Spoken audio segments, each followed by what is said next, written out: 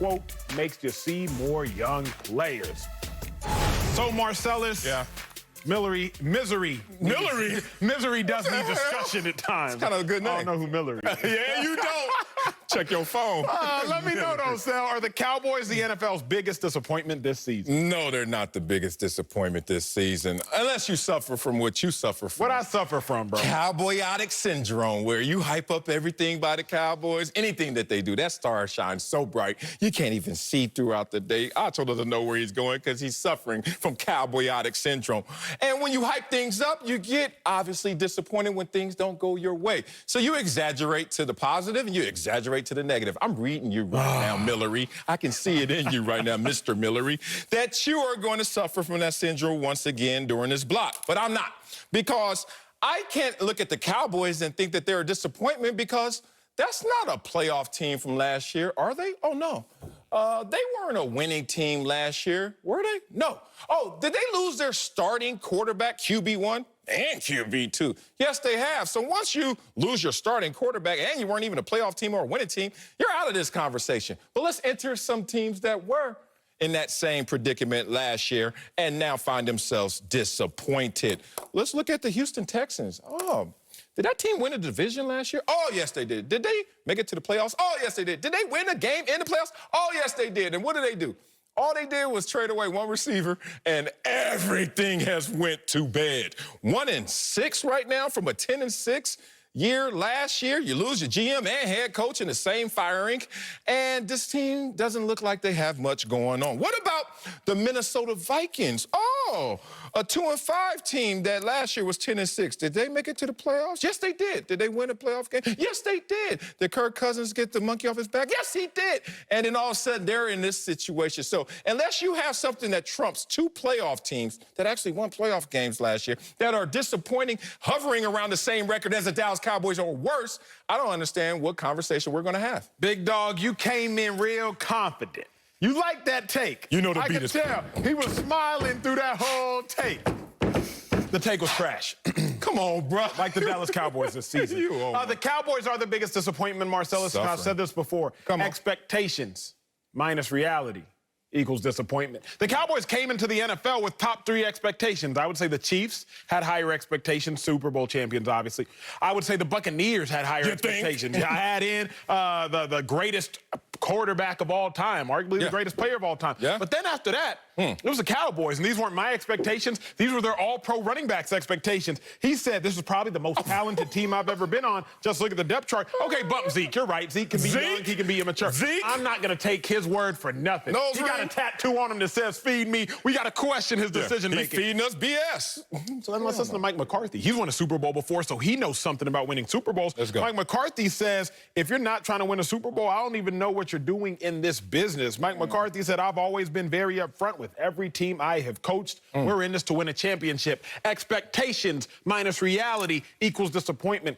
Cowboys have the highest expectations. They have had top 3. They have one of the worst realities, so they are the biggest disappointment. I also look at it like this. Marcellus, the Cowboys are on pace to have their 3rd worst record in franchise history since the NFL turned to 16 games in a season. 3rd worst since 1978. Their 2nd worst since before I was born. Okay? How can you tell me that they're not a disappointment? You can. So let me, hopefully, somebody can bring it in to level the score. I got to bring in Super Bowl champ Akeem Talib, a man that's not afraid to speak his mind. So, Akeem, you tell me, the Cowboys, the biggest NFL disappointment this season. Oh, I like the headphones, I like it. Yeah, they made me put the headphones on, man. I like to go without the headphones, but anything for you guys. My dog. Appreciate it. The Cowboys, I'm a Dallas native. So I would say they are the biggest disappointment of the season, man. Just, you know, with a stacked up team like that, a guy like McCarthy comes in, man, you expect the Cowboys to do a lot. And they haven't done a lot this year. They did a little. He's saying nice. It's not their fault, man. They caught the injury plague. The bug caught them, bit them. They got a bunch of injuries from O-line to quarterback to defense, everything. So it's not their fault, but the bottom line is they the biggest disappointment in the league this year. Yo, this the nicest I done heard you, Akeem, to leave, because them headphones. He said they done a little. There's some medication. They ain't done jack. I'm going to say what Khalid been trying to say. What? The Cowboys ain't done nothing. I can't, hold on.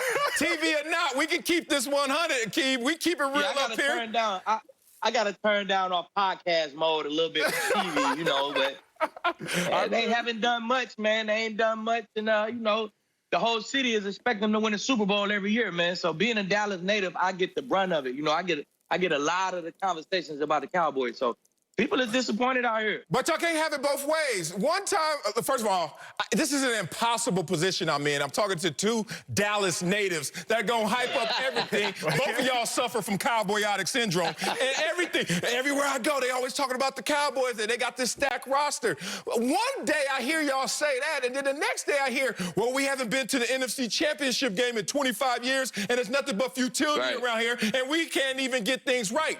Which one is it? Do you have the low expectations that the rest of the world has for your team? Or are you guys going to suffer from your locale? Because you're from Dallas, you're going to hype it up. Because I don't see this team as the biggest disappointment.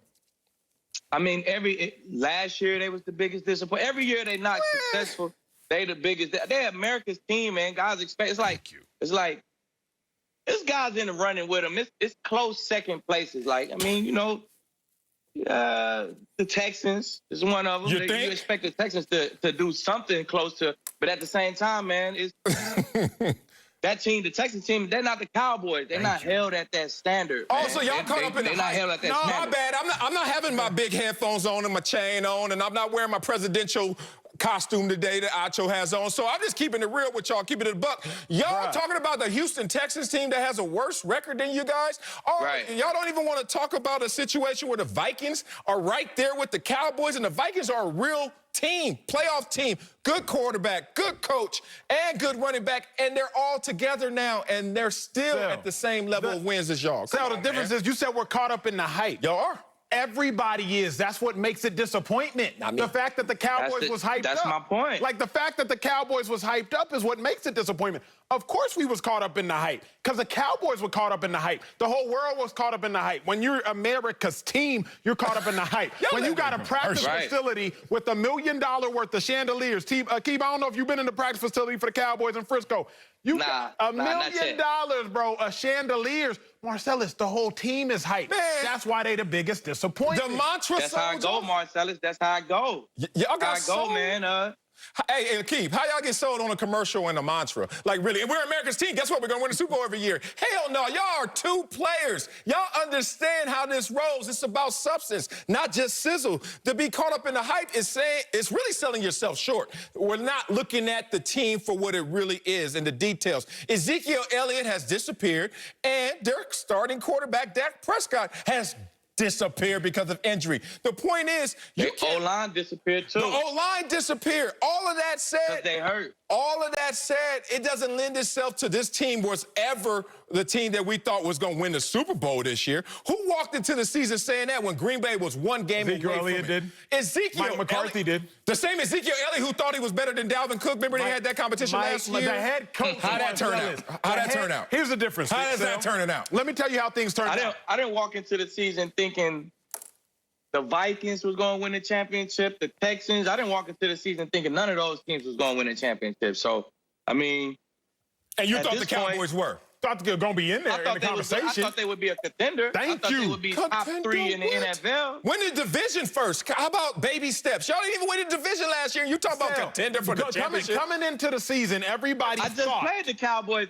I just sent the Cowboys home 2 years ago at the playoffs, so it's not like they've been going away from the playoffs. Sound like somebody's uncle. I just sent them home. Sound like somebody's uncle. Boy, a couple years ago, I hit that boy upside the head. Yeah, I just sent them guys home a few years ago, so they still in the runnings. They right there. Everybody thought the Cowboys was at least going to be the best team in the NFC East at a minimum. What? At a minimum. You returning the best quarterback. Definitely. That's what everybody told me. That's real. You returning the best quarterback. That's real. You got the only other coach that's won a Super Bowl than Mike McCarthy, second to Doug Peterson. Yeah. So you returning a great coach, a great quarterback. You just drafted a first-round pick receiver. Everybody thought they should at least win the division, but they were 1-3 with Dak Prescott. Even when they had their quarterback, they were still the biggest disappointment in the NFL. How can you say they not right now? It just don't make sense. And it was how they was losing, Marcellus. They was turning the ball over 2-3 times in the first quarter when you brought in the offensive coach. You know what I'm saying? You got a veteran offense now. I mean, you got arguably the best line in the NFC East. You could argue that. I mean, it's you 1-3 with all your guys, man. That's a disappointment in my eyes. Hey, man, you know what? They just had two things that didn't go together this year, like ham and no burger. You know what I'm saying? Peanut butter, no jelly. That's what happened to this team. Because when the offense was rolling and Dak was healthy, 40 points, 38 points, 37 points, 31, and then all of a sudden he gets hurt, and the defense want to act like they want to play some football now. And we saw him last